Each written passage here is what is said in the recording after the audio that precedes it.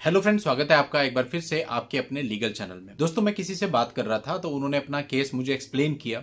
उन्होंने कहा, भाई शादी के कुछ समय के बाद ही मेरी पत्नी चली गई, जा करके अपने मायके में रहने लगी। मायके में रहते रहते काफ़ी टाइम हो गया और उसने एक केस फाइल किया। जब उसने केस फाइल किया तब उनकी जानकारी में आया कि उसकी एक बच्ची भी है।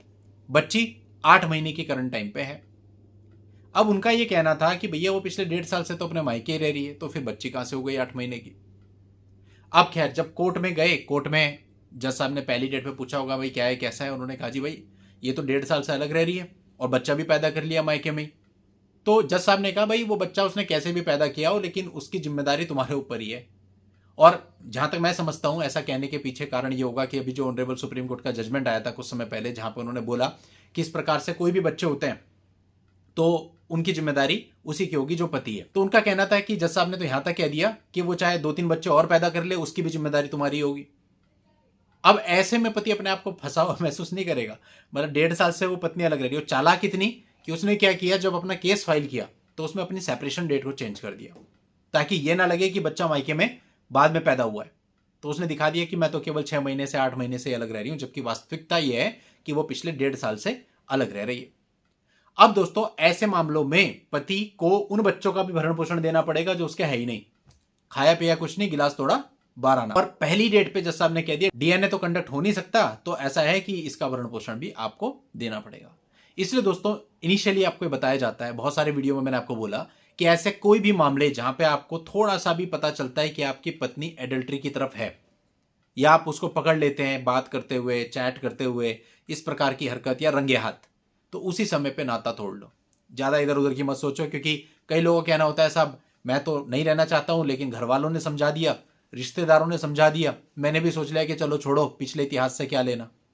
ऐसा नहीं सोचना भाई। आप अगर ये सोचते हो कि मुझे उसके पास्ट से क्या लेना, वो तो आपकी सोच है, लेकिन जो उसका पास्ट है वो एक्चुअल में अपने पास्ट के साथ आज भी है।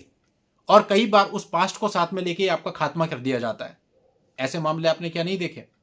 तमाम प्रकार के जो हत्या के केस हैं वो इस प्रकार से आए हैं।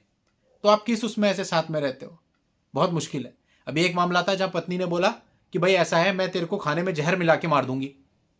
पति का अपने घर पे खाना खाना मुश्किल हो गया। वो बेचारा अपने घर पे पानी भी पिए तो डर के। धीरे धीरे उसने बाहर होटलों पे खाना शुरू कर दिया। अब तीनों टाइम आदमी होटल पे खाएगा तो क्या होगा? शरीर खराब होगा। बहुत मुश्किल हो गई। तो अब अगर आपके मन में डाउट आ गया कि मेरे साथ ऐसा कुछ किया जा सकता है, आप कैसे खाना घर पे खा लोगे? तो इसलिए इसका सबसे बढ़िया उपाय यही है कि अगर आपको पता चल जाता है आपकी पत्नी एडल्ट्री में है, तो वहां पे फिर मेरे हिसाब से पैचअप नहीं करना चाहिए। आपको सेपरेशन लेना चाहिए कि भाई वो जहां पे खुश है उसके साथ रहे और आप अपनी लाइफ में आगे मूव ऑन करो। ठीक है, गलती हो गई, नहीं पता था आपको, छुपा दिया उसने, बाद में आपको पता चला एडल्ट्री में, लेकिन अब आप इस चक्कर में मत पड़ो कि एडल्ट्री में है, वो उधर भी है और आप भी उसे अपने साथ रख रहे हो पैचअप करके। तो ऐसे में तकलीफ आपको, आपके परिवार वालों को कुछ भी हो सकती है और कई बार बहुत एक्सट्रीम लेवल तक जा सकती है। और साथ ही उसका वो पहलू भी कि एडल्ट्री से कोई बच्चा पैदा हो गया तो उसके भी बाप आप ही हो, यानी उसका खर्चा भी फिर आप ही दोगे। और आज के समय में जो सेपरेशन के कारण है उनमें एक बहुत बड़ा कारण ये अफेयर ही है कि एक्स्ट्रा मैरिटल अफेयर है किसी के साथ और इसलिए हो गया। अब कई बार तो हमने एक मामला आया था, उसके अंदर लड़की उस लड़के को अपने घर बुलाती थी, बोलती थी कि मेरा भाई है, उससे राखी भी बंधवाती थी अपने पति के सामने, और उसी के साथ बाद में अफेयर निकला। और जब पता चला तो ये पता चला कि वो अफेयर भी पिछले कई सालों से चला आ रहा है। तो आप किस पे विश्वास करो आज के समय पे? बहुत मुश्किल है। आज के समय पे क्या है कि मैक्सिमम जो मैरिज के मामले आ रहे हैं इनमें क्या होता है कि साहब हमने तो पोर्टल से देख ली और शादी कर ली। कई लोग कहते हैं हमने पोर्टल से देख के शादी करी इसलिए हमारे साथ ऐसा हो गया। अगर हम खुद से देखभाल करके करते तो ऐसा नहीं होता। लेकिन उन लोग को यह नहीं पता जो खुद से देख करके शादी कर रहे हैं, उन लोग का भी यही हाल होया पड़ा है। कई बार कोई कहता है साहब हमने रिश्तेदारी में शादी कर ली इसलिए ऐसा हो गया। ऐसे नहीं करनी चाहिए थी। उन लोग को यह नहीं पता जिन्होंने रिश्तेदारी के बाहर करी उनका भी यही हाल होया पड़ा है।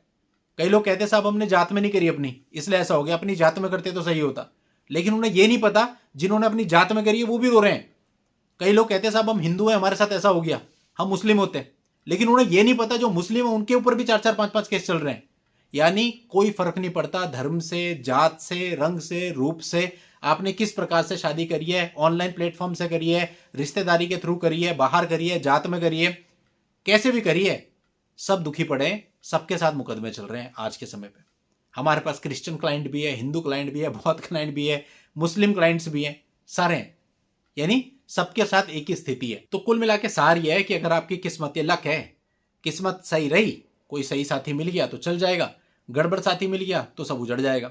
और इस गड़बड़ में एक्सट्रीम गड़बड़ है जहां पर आपका एक्स्ट्रा मैरिटल वाला मामला होता है। एक्स्ट्रा मैरिटल वाले मामले में अधिकतर तो हमने यही देखा है कि शादी के कुछ ही दिन बाद, 2-4 दिन में ही पता चल जाता है कि एक्स्ट्रा मैरिटल अफेयर में छुप छुप के मैसेज करना, रात में 2 बजे उठ करके कॉल अटेंड करना, फिर बोल देना कि भैया ये तो मेरा कोई फ्रेंड है, या फिर शादी पे बोल देना कि भैया मुझे रिलेशन नहीं बनाना, मेरी तबीयत खराब है, मैं भी कंफर्टेबल नहीं हूं, ऐसा है वैसा है। ये सारी चीजें इस प्रकार की जहां पे आ रही है, समझ जाओ जी अफेयर चल रहा है।